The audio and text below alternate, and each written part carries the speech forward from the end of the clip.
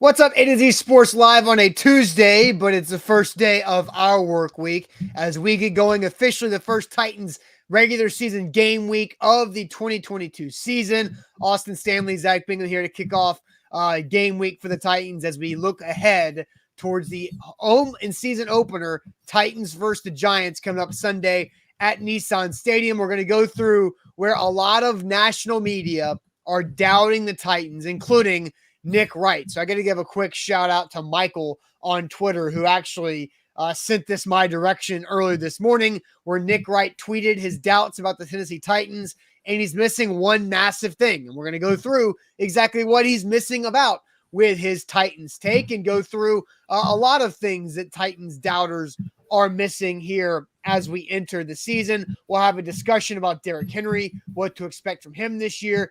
And then new Titans wide receiver Josh Gordon, who is still in the practice squad as of right now. Buck was at practice yesterday, got some video of Josh Gordon. So we'll ask you guys your statistical expectations for Josh Gordon this season with the Tennessee Titans. It is a big week, Zach, so we'll go through a lot of different big season-long topics leading up to game day, including our Titan Game Day live show that we will talk about, I'm sure, throughout the week once we get all of those deals buttoned up. But welcome in. It's also a Tuesday, so we will have sports trivia, even though it feels like a Monday. But, Zach, hope you had a good Labor Day weekend.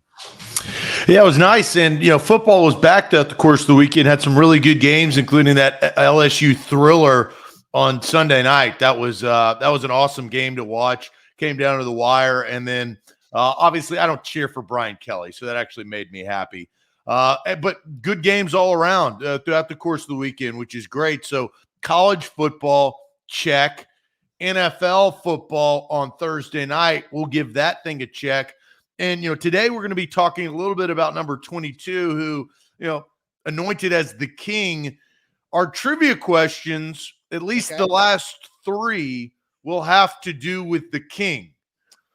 So we'll find out if we know our king knowledge today. We are broadcasting live on Facebook, YouTube, and Twitch. Those are our three platforms. And also, can't forget that we will tweet out these segments, segment by segment, those YouTube links on our Twitter feed at A to Z Sports. You can follow us there at ATOZ Sports on Twitter. That's a great follow for you guys. If you enjoy Titans content, go ahead and hit the follow button there and subscribe to our YouTube channel. Not only A to Z Sports Nashville, but also A to Z Sports Film Room. Our guy, James Foster, is going to be breaking down, and he already has, whether it's Malik Willis. I think Caleb Farley is on the horizon this week that he's going to be breaking down some of his play. So get it locked. Just go to YouTube, subscribe to A to Z Sports Nashville, as well as you can search A to Z Sports Film Room and hit that subscribe button. Also, Facebook, the real OGs, the day ones. Bottom left corner of your screen, sharing out of public. Sharing is caring, and caring is sharing on this show. Please share the show.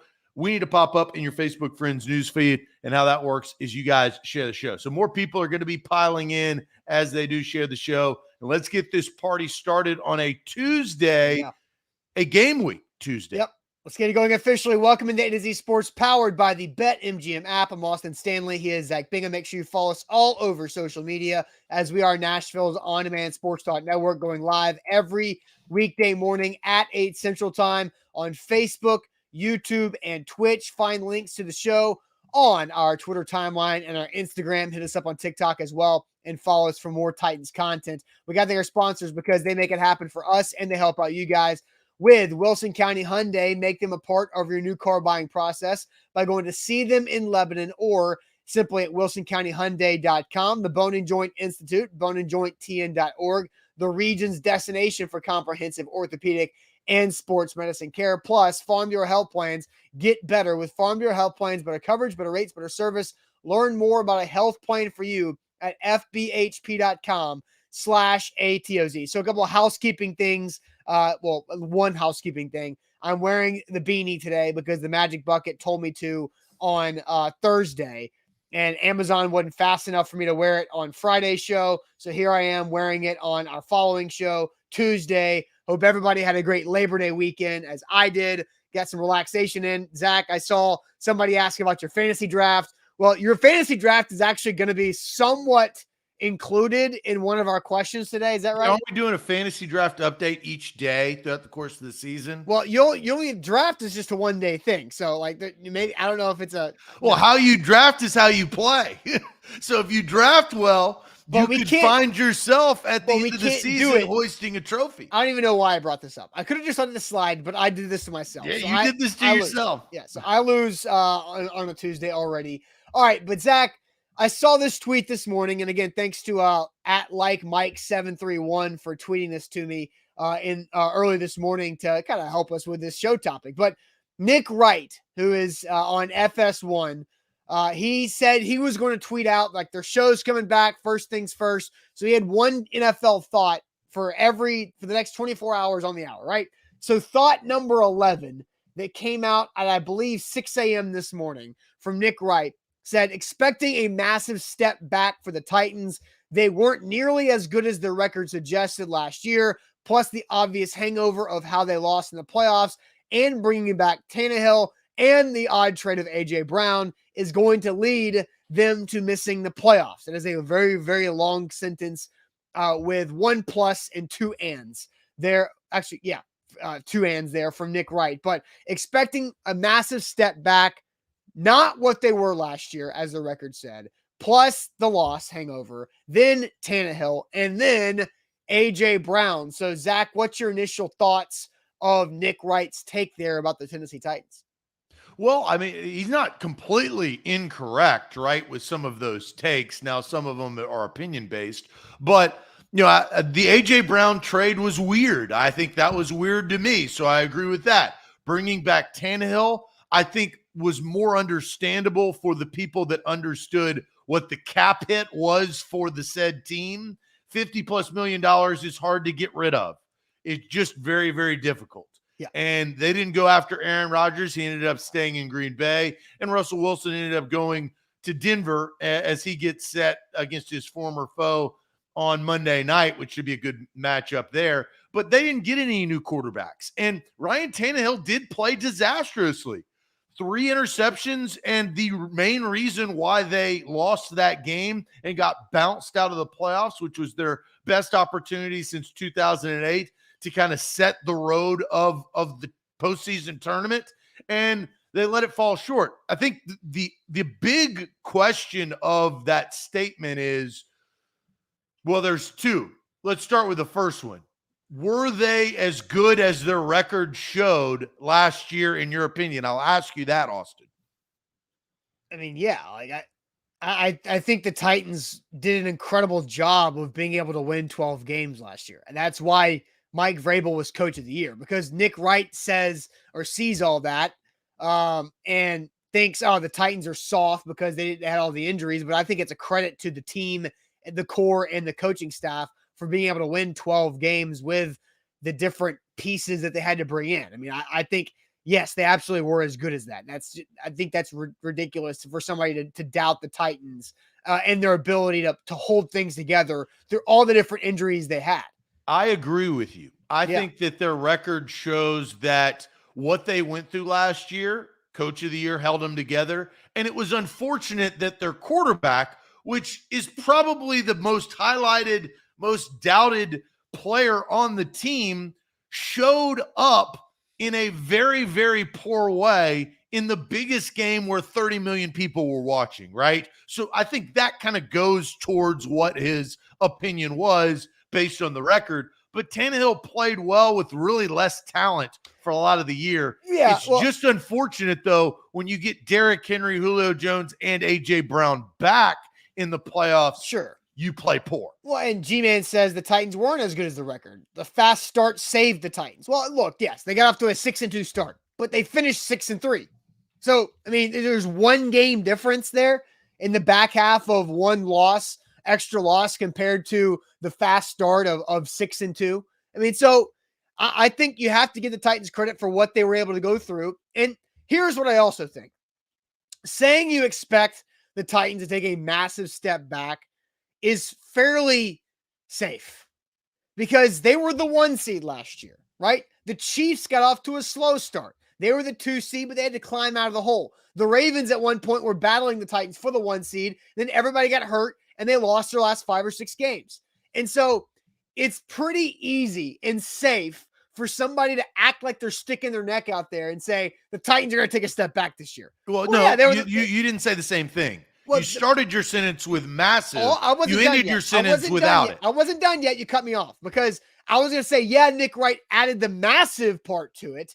But again, so step back is easy to say. Massive step back and then miss the playoffs. That's missing the playoffs is where the take really stands strong, that he actually did stick his neck out there, because missing the playoffs means also that you think highly of the Indianapolis Colts. And that's where I think it's the national media's trap that they've fallen in the last 3 years, at least the last 3 years, that the Colts are going to win this division.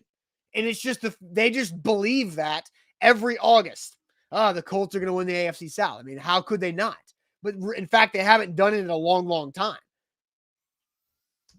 Yeah. So look, I think the word massive is important when it comes to that. And I think Nick Wright, his bold prediction was them missing the playoffs. But we also know that nuance of, as you said, it's a 2-horse race.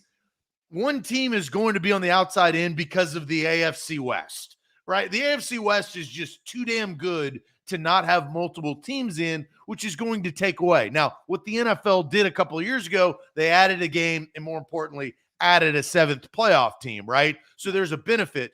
But the number 1 seed last year, it is going to be, I would just say, damn near impossible for the Titans to get a number 1 seed again. The Packers did it 2 years in a row, but the Packers have an elite quarterback. The Titans, they have a question mark at quarterback. And I think that's the point that Nick Wright is bringing up. And I have it. A lot of Titans fans have it. Austin, I'll let you speak for yourself when it comes to what you feel about Ryan Tannehill. But I am questioning number 17. I don't believe that they will maintain or take a step forward. And a step forward, Austin, is an AFC Championship game appearance.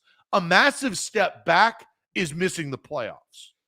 Yeah, well, on Ryan Tannehill briefly, I think Ryan Tannehill is poised to have a very, very good regular season. But I also understand that that's not what Ryan Tannehill is going to be judged on. His final exam of how he plays in the playoffs is all that matters to this point for him, and going into this season, which is his 4th season as the Titans starting quarterback as a whole. So yeah, but Nick Wright has said massive step back. Well, there's one massive thing that Nick Wright has failed to mention in this tweet, Zach, and it's the fact that Derrick Henry is back. That Derrick Henry is back after missing 9 straight games to end the regular season. He came back in the playoffs, but we also know that he wasn't his full self. I think we kind of expected some rust, and there wasn't that explosive ability. And what we've seen from Henry in the preseason and in training camp, it looks like he is fully back healthy and he is ready to go. And so we haven't seen him in the preseason, training camp, in the preseason, which is before the season, not the preseason games, but in the preseason of training camp. Yes, that Derrick Henry's explosiveness is back full go. So if Nick Wright thinks the Titans are going to miss the playoffs, then he must think pretty highly about the Indianapolis Colts. Those are 2 things that go along with that. So go ahead. Well, I thought it was telling that he said all of these things. You can criticize. And Harold Landry is what Harold Landry is. And I think he's a massive missing piece to this defense, unfortunately, after tearing his ACL last week. But Derrick Henry is the outlier, right? He is the X factor of this team. He has proven multiple times that he single-handedly can get the Titans to the playoffs. I mean, with a 2,000-yard rushing season, he helps Tannehill, which there's a lot of doubters out there, as we talk about. But Derrick Henry claim, and we'll talk about this here shortly, the best running back in the NFL.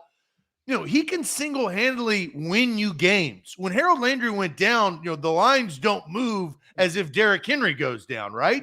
Yeah. And then the other thing is the fact that the Titans maintained last year without Derrick Henry, and then the chip on number 22's shoulder to come back from an injury that he's really never had before. He's never missed that amount of time in his professional career due to injury.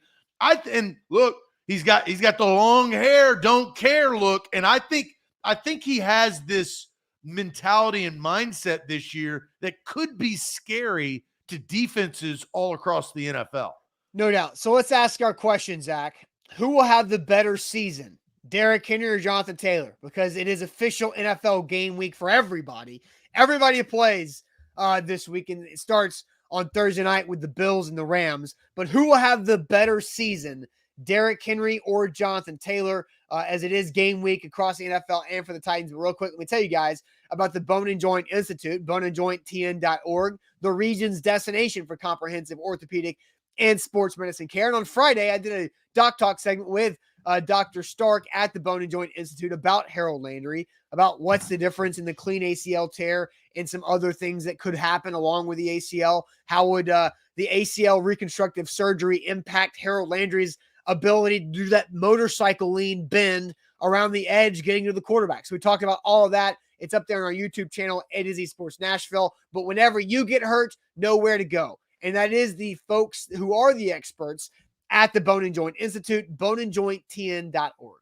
A to Z Sports, we are powered by BetMGM. If you look at that promo code right there in the middle of your screen, you're going to get a risk-free bet up to $1,000 if you're a new user. And now is the time to use it heading into the first week 1 of the NFL football season. Use the promo code ATOZSPORTS, all one word, no spaces, in the promo code tab when you sign up for BetMGM. You get a risk-free bet up to $1,000 for new users. That is the king of the sports book. That is BetMGM. Download the app today in your app store. All right, so the question we're asking right now, who will have the better season, Derrick Henry or Jonathan Taylor? Zach, I'm going to send you the chat here in a second, but I do have updated odds from BetMGM this morning when it comes to the leading rusher in the NFL prediction. So Jonathan, once upon a time, these guys were both at plus 500. That was like a month ago.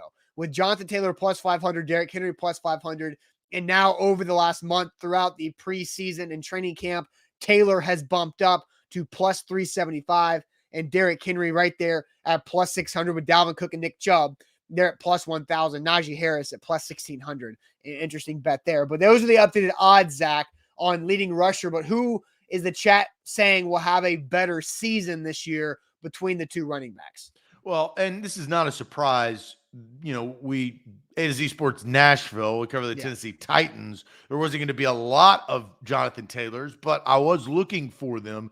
The majority is obviously, you know, Jonathan, John, Dago, Tighten Up. Let's see, Carol Renee. I mean, they're all Derrick Henry, right? Derrick Henry. I did see G-Man on base. He brought something to the table because he said Taylor, but only because the Titans will back off Henry usage. What do you think about that? You know, we keep talking about this. Like the last 3 years, we're like, oh, when are the Titans going to back off and be more balanced when it comes to Derrick Henry's usage and not force feeding the ball 30 times in a game?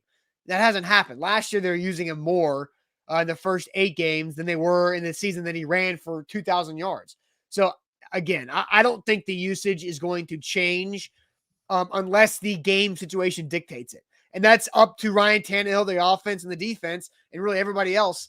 Can the Titans get leads that they can sit on and then have Derrick Henry out? Because in the past, when Derrick Henry's usage is not high, the Titans are losing games because they're having to throw the football in the third and fourth quarter instead of run the football in the fourth quarter when they're up. So I just don't see that happening. I think he's going to have over 300 carries for the third. Well, he was on pace for a lot, but he's going to have over 300 carries. That statement tells you that if you're worried about throwing the football more in the third and fourth quarters, that's a quarterback problem. That's literally, Zach, I was just saying, I was talking about a hypothetical issue that in game situations, I mean, go ahead, whatever. It brings up the point. It brings up the that's just the football heel game of the team. No, but that's just the football game, Zach. It's like when stuff happens and a team gets out on a lead and it changed the football script. It's not like an indictment on Tannehill. That's just what happens in football games. Is that one team gets a lead and the other team has to abandon the run, or it could be a defense problem too, as Matt says. Like it's not an indictment on Ryan Tannehill. That's just how games go. I think it is an indictment on Ryan Tannehill because if you look at a Titans game and we're talking about the Titans having to throw the football a lot in the third and fourth quarter, that's not a positive. If you said that with the Green Bay Packers or the Bills or the Rams, that's not a bad thing. They're probably whipping ass. And that's something that the Titans are going to have to change this year. You just took that in a way that was completely unintended. But it's the facts. I didn't say anything untrue. That's just what the Titans want to do. When they get leads, they run the ball more to get the game over with and, win the game, ice the game. So Mr. Jackboy brings up maybe Jonathan Taylor only because of the schedule. Titans do play a better schedule for tougher teams because they were the 1 seed last year. Do you think that has anything to do with it? Yeah, I mean, they both play the AFC West, so it's going to be, they both have hard schedules. No, it doesn't really change my opinion all that much. Steven says it will be Jonathan Taylor. And look, overwhelmingly, it's Derrick Henry. So I want to establish that through the chat. That's why I'm not reading all of the comments because, there's a lot of Daniel Perez's, which is King Henry, which is okay. Steven says Taylor, unless the Titans wide receiver core is better than we thought, the defense will have to show respect. And Taylor comes in leading the league, right? He's the defending rushing champion. Now, I don't know if that was by default because King Henry got hurt, right? I mean, he didn't have the opportunity to kind of maintain his crown per se. But I find this very, very a good question because as we talked about, I had my fantasy draft on Friday. I had the number 1 pick in my fantasy draft. I, like people all over the country in fantasy football, when you have the number 1 pick, you value running backs. It's hard to find a starting running back consistently throughout the course of the season that won't be spelled by 1-2 punches, right? That's just what the running back position has become. So when you have an opportunity to draft a bell cow back, you do it. I had the opportunity to draft the pick of the litter. It was who I decided. I ultimately decided Derrick Henry. That was my number 1 pick. It wasn't Jonathan Taylor. And I don't have any affinity towards the Colts or dislike the Colts. I don't really care. But You're just trying to win. I want to win. I really want to win. I've been in the championship game the last 2 years and I've lost. I got a bad taste in my mouth. Pisses me off, to be honest, just thinking about it. So I've got to draft well, and I felt, and here's my, look, I think it's going to be close. I think these are the top 2 running backs in the league. But ultimately, I don't know. I just think Derrick Henry is like me the last 2 years in my fantasy championship game. I think he's pissed off. And I think if you have a Derrick Henry with that mindset, with a lot of doubters, with not having that rushing crown like he wanted to have because of his inability, because of an injury, I think he's going to come out and prove his value and his worth. I think he has to help Ryan Tannehill, Treylon Burks, and Robert Woods, and Austin Hooper, and the receiving core of the Titans. But ultimately, this is a running football team. This is running football and play good defense. That's Mike Vrabel. That's how it's set up. And that's how it's set up because of the quarterback. I don't know how the Titans are going to finish. I don't necessarily think that they're 100% not going to make the playoffs. I think it's going to be close. The Colts and Titans, now they play twice in the first 7 weeks of the season, so we're going to find out more, and we know the Colts' back half of the schedule. We'll probably predict that on Friday, but I do think that Derrick Henry is the best running back in the NFL, and I think that he will retake his throne this year by season's end. Will it be enough for the Titans franchise to accomplish the goals that they need? I don't know, but I'm taking Derrick Henry over Jonathan Taylor. I agree that Derrick Henry will have the better season than Jonathan Taylor, but Zach, I think you're focusing on the wrong quarterback here. On why? because last year Jonathan Taylor had a massive second half of the season because the Colts lost all trust in Carson Wentz. Early in the year, Carson Wentz was throwing the ball. Jonathan Taylor sometimes only have like 15, 16 carries in a game because they had to make sure they traded a first-round pick for Carson Wentz. It needs to work out. Then they realized that Carson Wentz is a walking disaster with 2 sprained ankles, and they can't rely on or trust him to make good decisions anymore. And so they ran the ball a lot more with Taylor late in the year. And so that's where I think the Colts, again, now with Matt Ryan, think that they have upgraded a lot over Carson Wentz, which I agree they have upgraded over Carson Wentz. But I think the Colts and Frank Reich, his default is throwing the football, Frank Reich. Mike Vrabel's default is running the ball. So I think that's where I say Derrick Henry, because Frank Reich will wait and try to make sure that Matt Ryan succeeds as the Colts quarterback, and Jonathan Taylor will have his production overall hurt slightly. He's still going to have a good year, but his production will tailor off, if you will, early in the year compared to what Henry will be relied upon to do early in the year for the Titans. Well, if you watch the Colts last season, the reason why was because they started slow. They were playing from behind. They lost their first 3 games.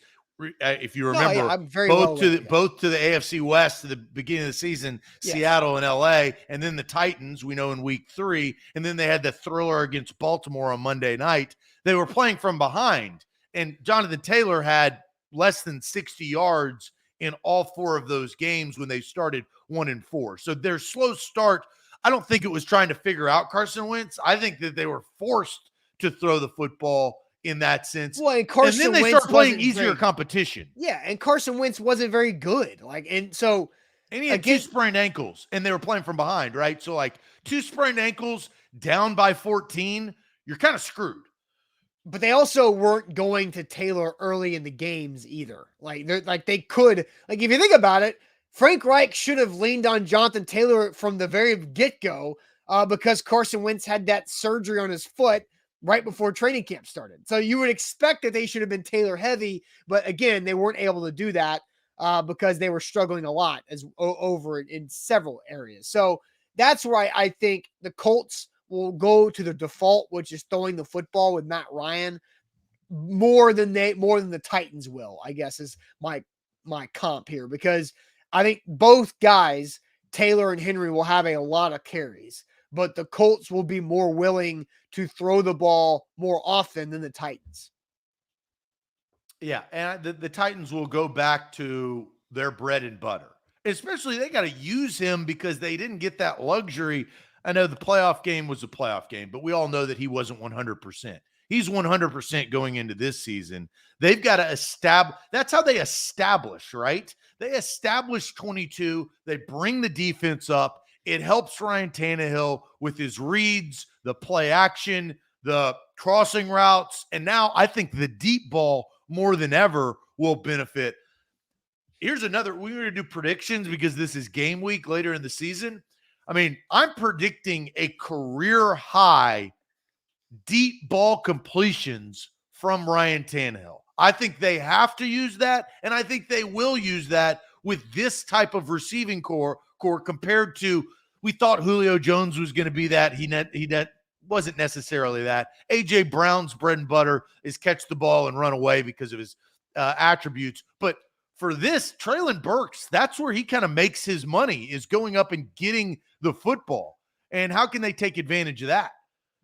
Yeah, and deep threats. And not just Burks, but Zach, they aired this thing out in training camp. Like, the Titans were going down the field, like 40-plus air yards down the field consistently throughout training camp, and you did not necessarily see that a year ago with how much more vertically they played. And Austin Hooper is a way more vertical tight end than they had all last year. And that's what it is. It's 2 home runs. There's home runs on both sides. Derrick Henry, we've seen as a walking home run, is that deep threat, that vertical passing game, also a walking home run that we saw, let's say over the last 3 years, we saw it. I don't want to say that it was just obsolete, but I think it's going to be utilized a hell of a lot more in 2022. Yeah, and Assad says career high with his worst wide receivers he ever had, Zach.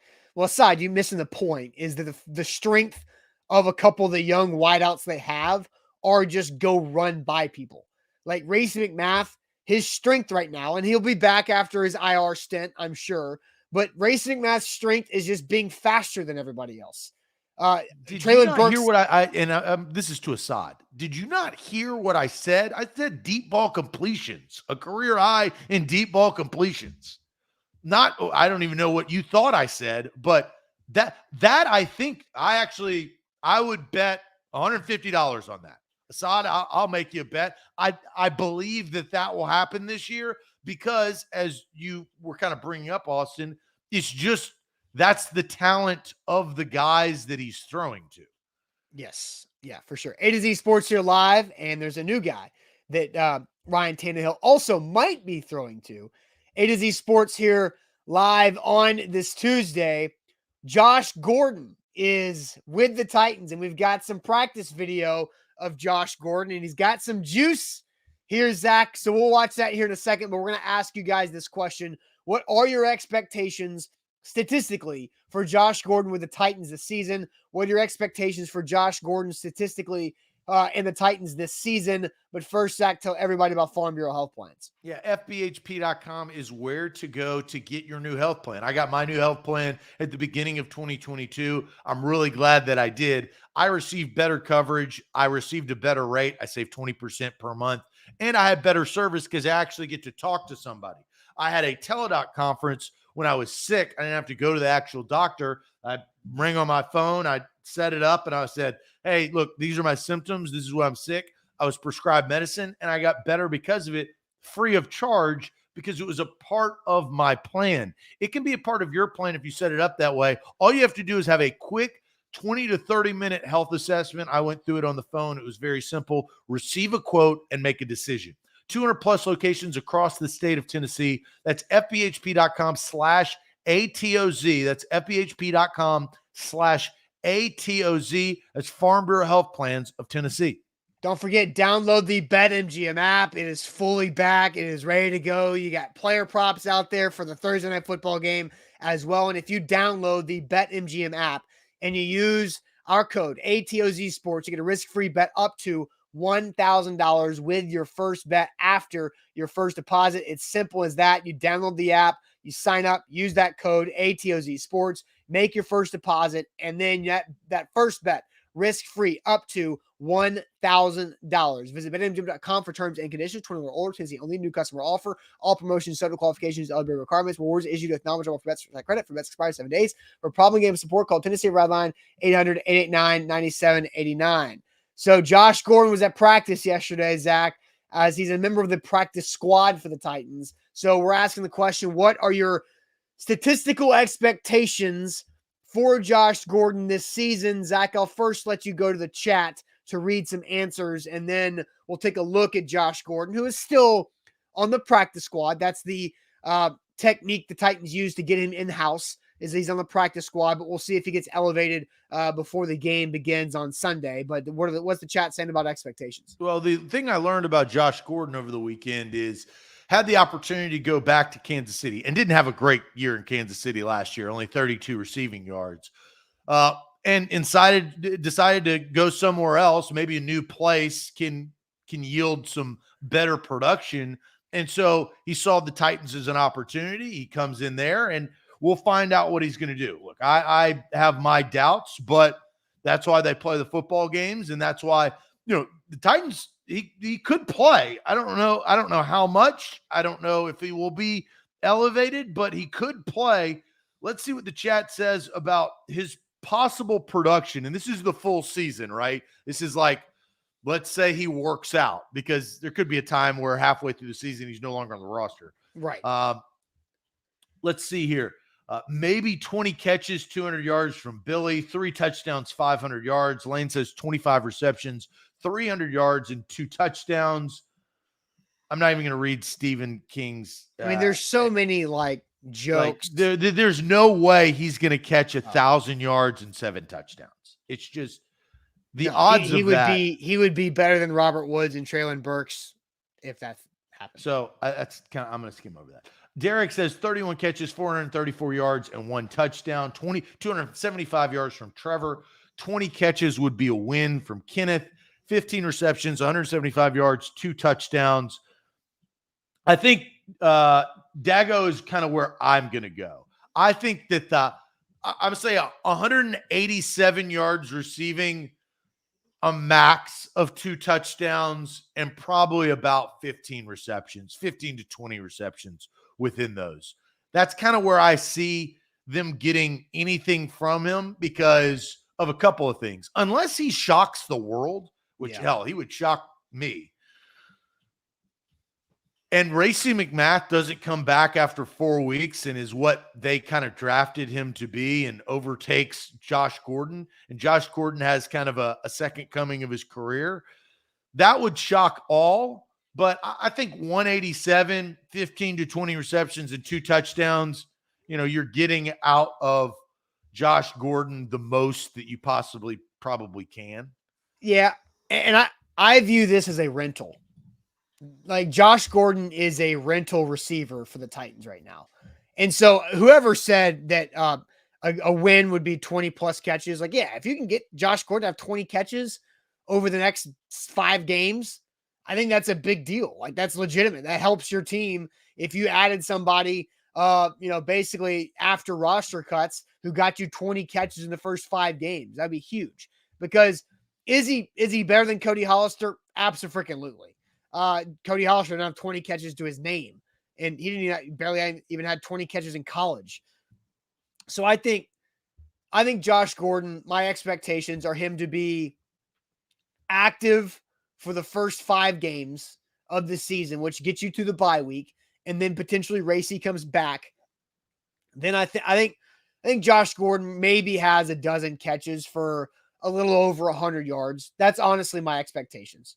I don't, and Kenneth is the comment that I was mentioning, but I think 12 catches for around 100 yards, no touchdowns. That's honestly my expectations for Josh Gordon over the first 5 weeks. 2 things he cannot and must not do. He can't not know where to be. That is the easiest way to get your ass cut. Boom, boom. You will just get cut. And the second thing, Austin, he can't drop the football. You can't have drops because there are plenty of other wide receivers that have better hands. Once Josh Gordon starts dropping the football, if that happens, he won't be around for long. It will be a quick rental. Is he a dropsies kind of guy? Like, I mean, I don't recall him having questionable hands. He's just had questionable availability. You know what I mean? I have no idea. But I mean, wide receivers drop the football. I mean, AJ and Julio had drops last year. No, I know right? that. But I don't think that they're notorious for drops. No, this is just a literal, genuine question. Is Josh Gordon a guy who has struggled with drops throughout his career? He had some drops so the reason why he played as much as he did in Kansas City is because of the COVID protocols when Tyreek and Kelsey had COVID. So he came in there and performed in there. I don't think he's notorious for drops, but when you are a rental player, I think that was more of my statement. Yeah, you can't. When you're a rental player, those are the most glaring mistakes that you can make. Not know where to be and drop the football when it's passed your way. And Dez is your example, right? He dropped the football. But Dez is like a 23-year-old second-year guy who you overdrafted. Josh Gordon's 31 years old. He's been in several different offenses. Like, yeah, it's new. He's going to have to, like, learn quickly. But it's not like Josh Gordon doesn't have the ability to pick up a playbook. He has, I think, as a guy who's played a lot of football, a lot less than he probably should have at this point in his age. But it's not like you're bringing in a former 6th-round pick who's played for a year and a half, right? Like, the guy understands how to integrate himself into a new team, mid-season. He's done that. So I'm not worried about his overall ability to get up to speed. There's a steep learning curve now, and we'll see what happens. Do they bring him up, or would you rather use Cody Hollister on punt gunner against at least for the week Giants? 1? I don't know what they're going to do. It depends on how he practices. Yeah, for sure. And here's the video. just like physically, Josh Gordon. Now, this video starts with Robert Woods. And so we've all watched Robert Woods a lot over the last several months of doing drills. Robert Woods is not like the most physically imposing looking receiver out there, but he's really crafty. And here's Josh Gordon.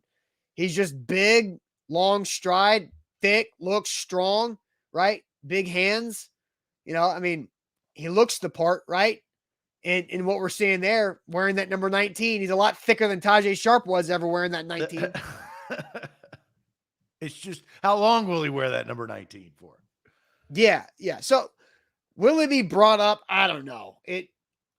Because I know the guys who are going to be active on Sunday against the Giants are your top 4 receivers. Do they think Cody Hollister deserves to be active against the Giants to play some type of special teams? Because we know Racy was one of your guys you were going to have be a gunner and potentially your kick returner, although Hilliard is the starting kick returner right now. But without Racy, you don't know what Josh Gordon's game day role is. Josh Gordon's game day role is not play gunner on punt. It could be for Cody Hollister. Yeah. Well, I would before we get to trivia, I'll say the last thing, at least for today's show on my fantasy football team, I had a good position to draft Treylon Burks, and I did. I draft Treylon Burks because I thought his big playability, I don't know if it's going to happen week 1, 2, 3, or 4, but I've drafted him for week 12 when he's integrated into the offense. And it's going to happen. He's sooner than that. Well, but that's why I drafted him. I'm not saying what he'll do from 1 to 12 is how does he blow by receivers? How does he create separation? How does he go up and grab and hands catch balls deep? And how does Tannehill and his, communication and rapport grow throughout the course of the season? I'll be honest, Austin, besides Derrick Henry, just because I want to see 22 run the rock because we haven't seen him all preseason, I think I'm probably most excited about Robert Woods. Robert Woods, I feel like could be awesome, but he also, or he could be not ready to throw into the role that he is. I don't know. He's definitely ready. Like, he is physically ready. He's mentally ready. Like, Robert Woods is ready to go.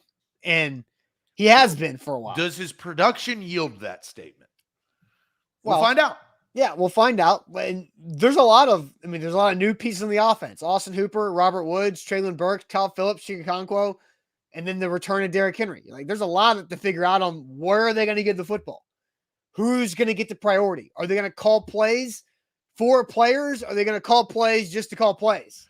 Well, again, it's Tuesday. The game is Sunday. We'll have our pregame, halftime, and postgame show. So make sure you got your live notifications on leading up to game day. We've been doing this for years. 30 minutes prior to kickoff, you can tap on your phone and watch us get ready for, Giants Titans in Nissan Stadium. But there's a lot to discuss leading up to this week. I mean, This is a huge season for the Tennessee Titans and what they've constructed. And Austin, we ended the season where you were visibly upset at Todd Downing. Oh, God. What is Todd Downing going to do to earn back the trust of the offense and the fan base and call good games throughout the course of the season? There's a lot of pressure on Todd Downing that really we've taken a little bit of a hiatus to speak about, but he's got a target on his back this season to be able to repeat and get this offense where it needs to be. Yep. And that is something that we'll only know when we see it. Like, it's, there's no way to predict, Todd Downing is going to be so much better when it comes to the first 10 plays of the game, because they were absolute garbage when with that. So Michael says, which video did y'all talk about Todd? Oh, Michael, you got to go back to January. That was the thing that pissed me off the most about the whole playoff game. It was the post-game show. Just go back. You could, and that was again emotional reaction because I was so mad at Todd we just saw. But post-game show, Bengals Titans. That I was upset at Tannehill. You were upset at Downing because of what happened. Well, because I tracked Todd Downing's opening drives throughout the entire season. I usually track something every year while we're watching the games. Like 2 years ago, it was Arthur Smith's damn toss plays to Derrick Henry that never worked. And then last year, it was Todd Downing's opening drive that I tracked on the lack of success. And I vaguely remember in 18 games, I think they punted 13 times. They only scored 10 points on opening drives. One was a field goal against the Jets, then a touchdown against the Chiefs, right? So it was really, really bad, really bad. And so we're only going to know what that looks like when they come out on the field against the Giants and how quickly they send Ryan Stonehouse out on the field for the first punt of the season. Yeah, and Kern's still in waiting. Yes, he is. All right, A to Z Sports here live on this Tuesday. It is time for Tuesday Sports Trivia. Zach, this is the last week before we reset ourselves with the NFL season. So right after week one, we'll start week one with new trivia. We've done really well. We're at 78.8%. We need to go 8-2 again to wrap up this round of trivia. But first, tell us all about Wilson County Hyundai. Yeah, WilsonCountyHyundai.com is where you need to go to look at the inventory for your brand new Hyundai. And they've got your perfect make and model. You just got to figure it out. Could be the Palisade, third row seating, full-size SUV, the four-door sedan, which is the Sonata. They've got the Elantra, the Tucson, the Santa Fe, and the Ioniq. The Ioniq is battery-powered. It is not fueled by fuel or gas. And you can plug that bad boy up. You can order it right from WilsonCountyHyundai.com. Payne Bone and his team will hook you up with a great ride. Test drive one today. That's WilsonCountyHyundai.com. Don't forget, download the BetMGM app for football season because it's here. You do that. You plug in our code ATOZ Sports when you sign up, and you get a risk-free bet up to $1,000. It's a great way to jump on board with football season. So you download the app, sign up with code ATOZ Sports, and make your first deposit. That first bet risk-free up to $1,000.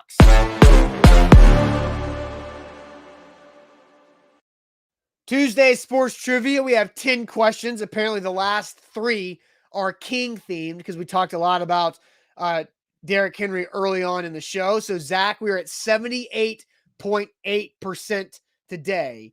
We really would need another 8. We need another 8 out of 2 to keep raising that percentage. But let's get this thing going. All right. We've got a couple of college mascots to start us off. Okay. Sonoma State, based in California, the Sonoma State blanks. Who is the Sonoma State? What is their mascot? I don't know. Sonoma State. Not multiple choice? No. Oh.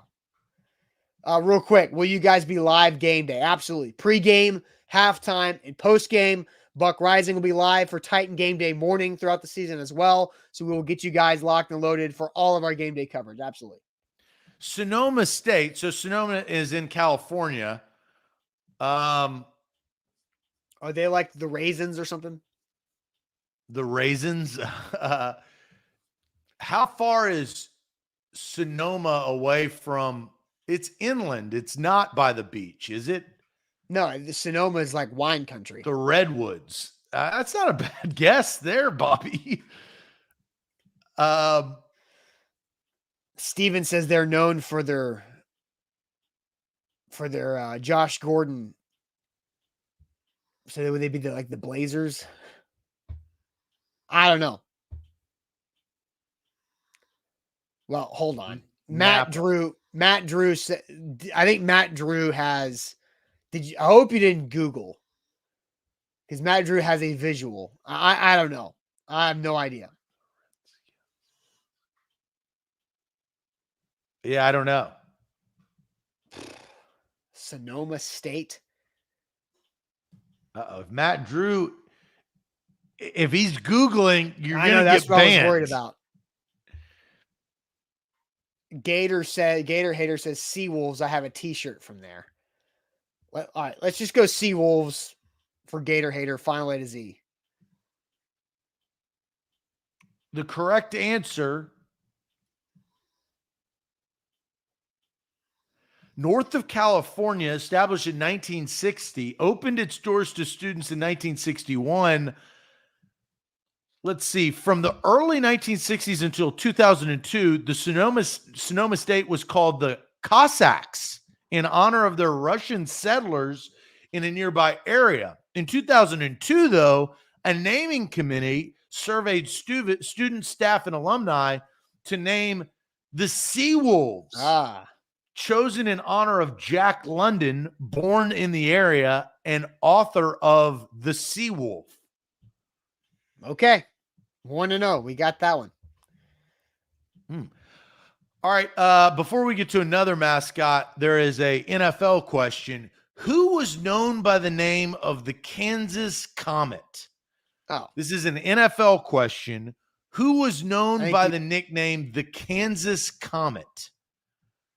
I think you're stalling out there, but the answer is Gale Sayers. You want to lock that in? Yeah, final A to Z, lock that one in. Gale Sayers, yeah. Entered the NFL in 1965 as a member of the Bears, known as the Kansas Comet. Gale Sayers, also depicted in the movie Brian's Song, which I actually never saw. Never saw the movie, read the book, though, which is rare for me to say that I never saw the movie, but I read the book. Usually it's the opposite. Yeah, really. All right. Back to college. Wayne State blank. The Wayne State blanks. Based in Michigan. That's the only thing that I know. Wayne State. Wayne State, Michigan. Wayne State. Jarrell says Penguins. Ed Rogers says it's in Detroit. Okay.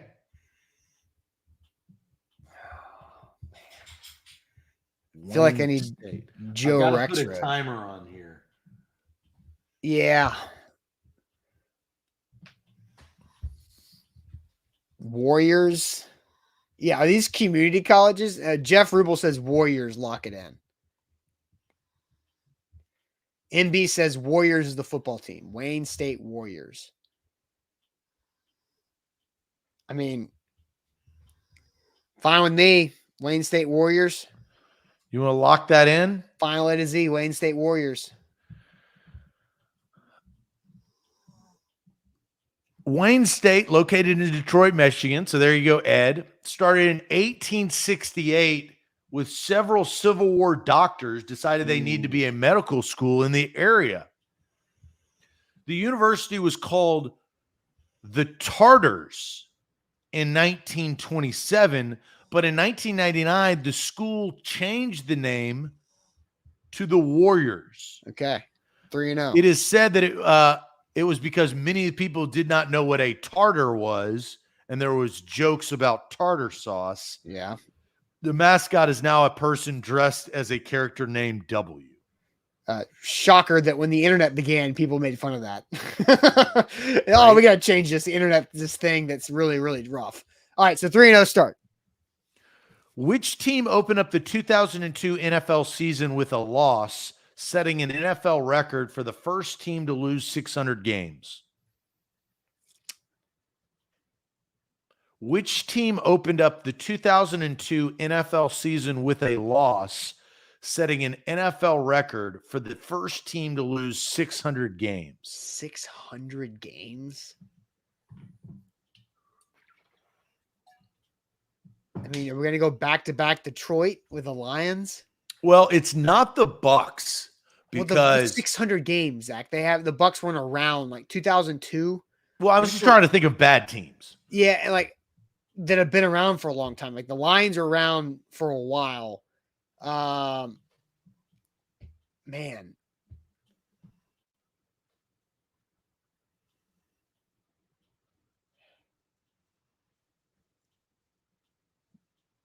The Cardinals is a good guess because they've been around for a long time. The Cardinals is a good guess. I don't think the Browns were it because they missed a chunk of years there. I don't know. You got to lock something in. Scott says he'd go Cardinals. I don't dislike the Cardinals. Cardinals. Okay. I think it sounds logical. Cardinals. I can dig Cardinals. Oh, the Cardinals, beginning in Chicago in 1920, played in St. Louis and Phoenix, lost over 600 games. The next closest is the Detroit Lions with 496. It's a big difference. The Cardinals is correct. All right, 4-0.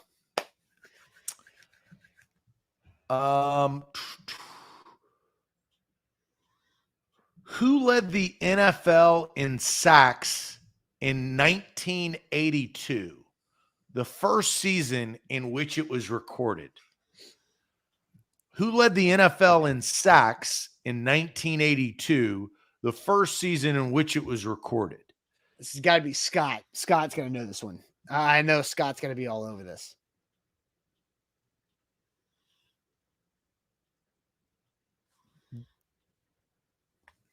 Gastineau. Gastineau? Ed says Mark Gast, and then Scott says Gastineau. I mean, I'd say we go with those two guys. And Strahan's too young. Lawrence Taylor from Gator. Lawrence Taylor did come through my mind. Yeah, but I think it's too early. Yeah, I think and he was Deacon a little Jones, I don't think Deacon Jones has a recorded stat of a sack. But I think it's Mark Gastineau. I'm good with that. Lock Final that in. Z. Yeah.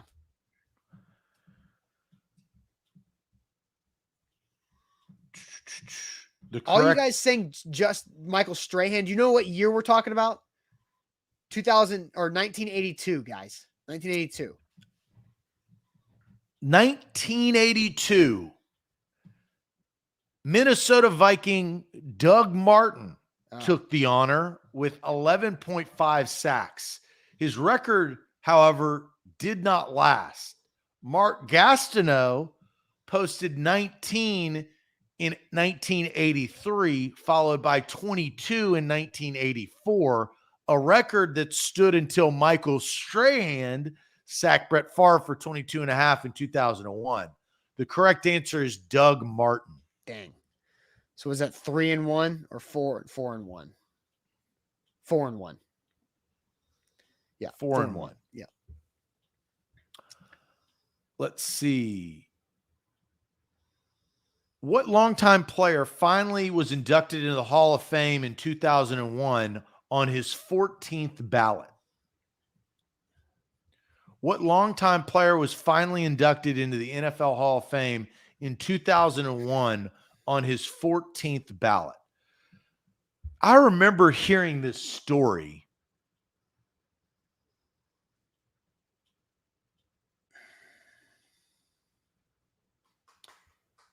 Jarrell says Ray Guy.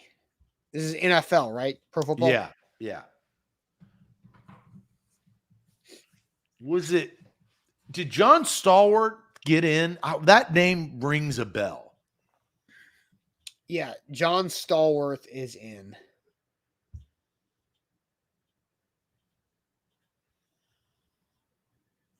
So 14th ballot in 2001, you said, right? Correct. So the last, they would have retired around 1982. Lynn Swann and Stallworth are both in, right? One got in a lot earlier than the other. You would think Lynn Swann would be in. They're both in. I mean, they're both in now, but like not after 14. I mean, and that's something that I just don't know the temperature. I don't know the temperature of sports when Lynn Swann was great. But one of them got in a lot earlier than the other. And I just don't remember if it was Stallworth was in before Swann or not.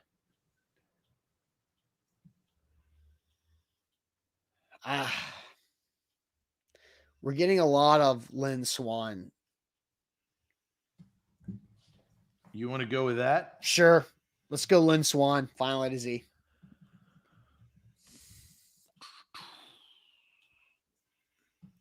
Lynn Swan missed out on his first 13 attempts, but finally got in. Stalwart was inducted in 2002 on his 8th.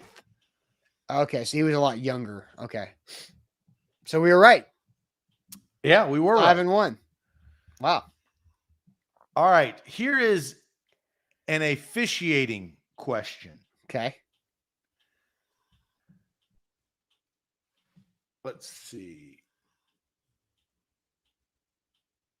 Which official functions as the backup timekeeper? Have we had that before? We had this. Me and Sam had this like 2 weeks ago. Okay.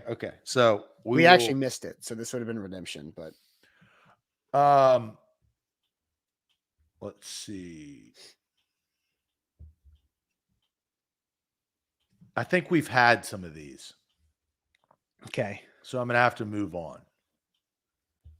We just need one more sports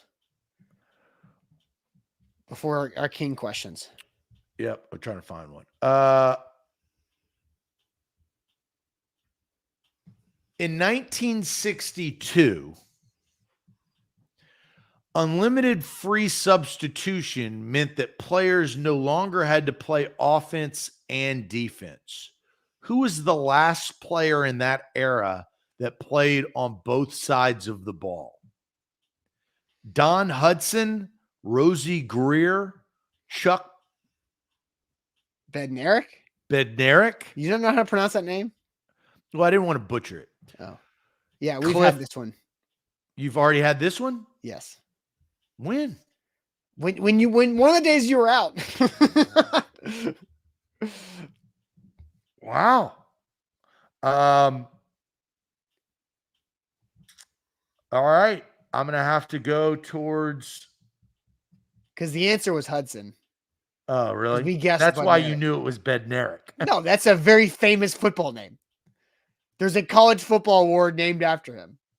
I was thrown off by that. Who retired in 1994 as the New Orleans Saints all-time leading pass receiver in the 20th century? This we have not had. Who retired in 1994 as the New Orleans Saints all-time leading pass receiver in the 20th century?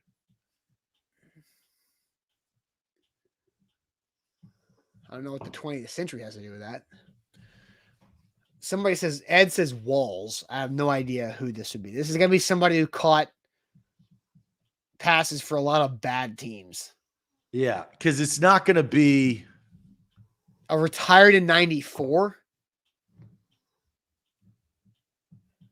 Yeah.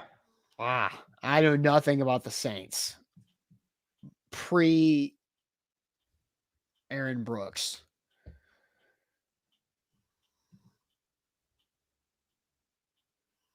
Retired in 94.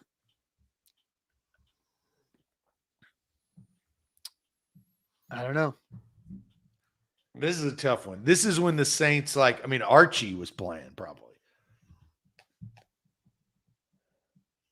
Josh, it's funny because you get people that are like really young. Like I think I'm young, but then you have like Josh being like, wasn't Joe Horn then? I don't know before that. Joe Horn was like in the 2000s. I have no idea. Retired in 94. I think we're just going to have to take an L on this.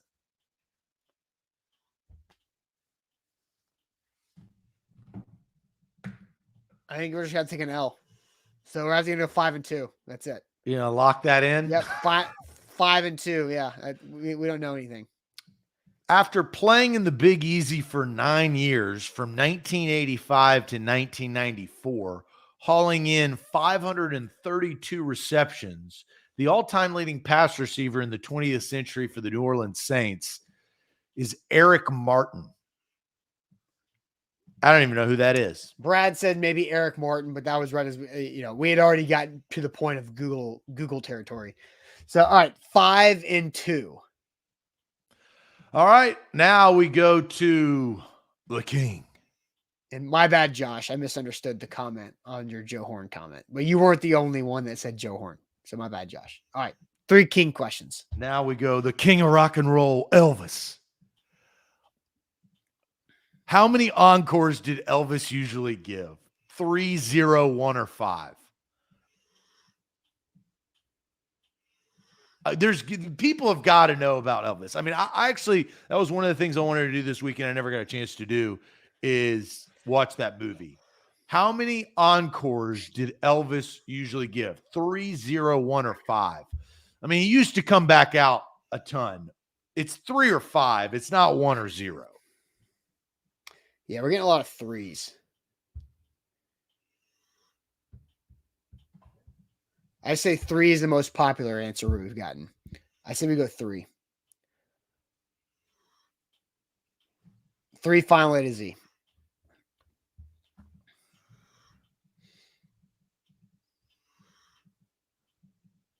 Elvis Presley never gave an encore at his concerts. Yeah, that's a gut I had. Instead, the lights would come up and the announcer would say, Elvis has left the building. Damn it. Why did we not? God, I didn't even think about that. Ah, which is genius. Yeah. Right? Yes. Because you got to pay more. You got to come back for another show. Damn it. That's bad. It makes too much sense. All right. We are now 5-3. We can't miss another one. Let's see. What did Elvis receive from Richard Nixon? A statue of General Douglas MacArthur, a special agent badge, Watergate tapes, or meatloaf? What did Elvis receive from Richard Nixon?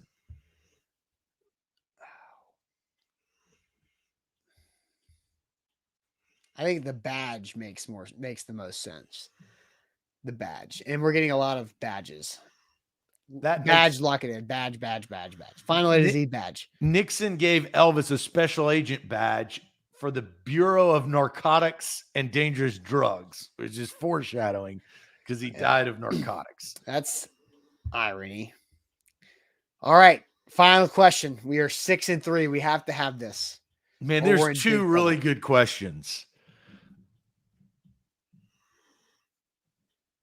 Were we 6-3? 6-3. We have to have this. And if you want to go bonus, then we can go bonus. What was the name of Elvis Presley's chimpanzee? I've heard this before, but I don't know it anymore. What was the name of Elvis Presley's chimpanzee?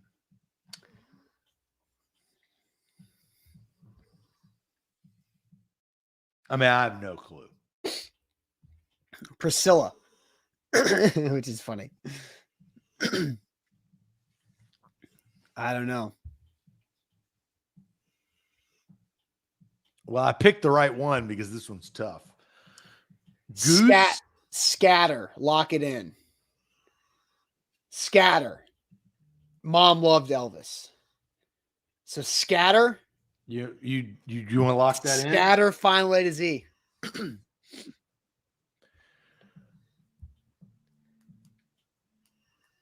Elvis's chimpanzee wasn't exactly the best behaved chimp.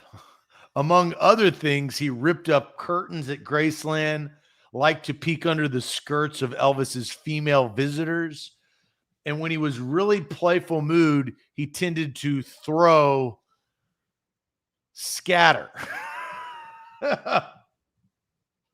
Scatter is his name. Well, that's just a chimp being a chimp, right? Yeah. All right. Final question, right? Bonus question. I'll give one bonus question. Just because I don't know the name, I don't know the answer to this, and Does this count towards our record? Pretty cool. What is our final? Right now, we are.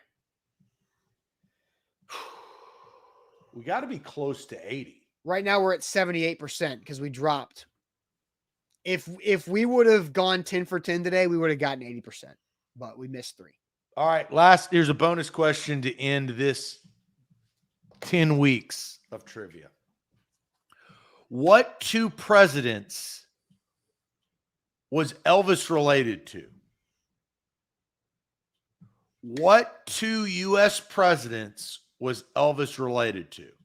And I'm starting the clock right now. And we have 45 seconds to answer it. What 2 U.S. presidents was Elvis related to? I don't know this. That's kind of why I wanted to do it. Well, of course, bonus questions are not supposed to be easy, Derrick. This is going to be tough. I didn't know that he was related to president. I neither.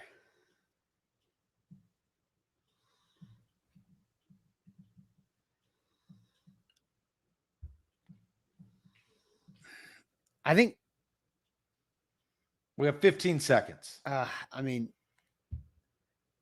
I'm going to say one. I'm going to say both of them were like distant, like old presidents. Oh, yeah.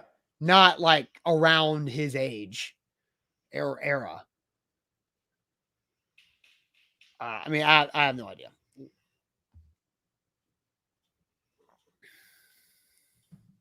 I mean, there's no, I don't even have a guess. Like, pick 2. Andrew Jackson and James K. Polk.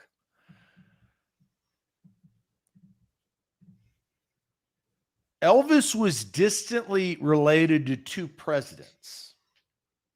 Abraham Lincoln. Oh. And Jimmy Carter. Mm. They discovered that the great-great-grandfather of the 16th president, Abe Lincoln, was Isaiah Harrison, an ancestor to Elvis. And the 39th president, Jimmy Carter, is a 6th cousin once removed from Elvis. Once removed right there. Yeah. So 79%. Loosely related. That's kind of the best that we've done on these particular sets of questions. Yeah. It's been tough. So our next 10 to start the season is 80%. Okay. There you go. 80%. And we learn a lot in a lot of ways. We do.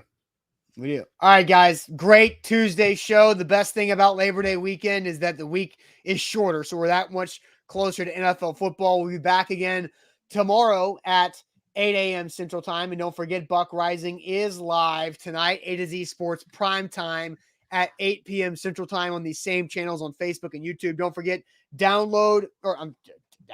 subscribe to our YouTube channel to make sure that you get all of our content, and we'll talk to you guys Wednesday morning. Thanks. Adios.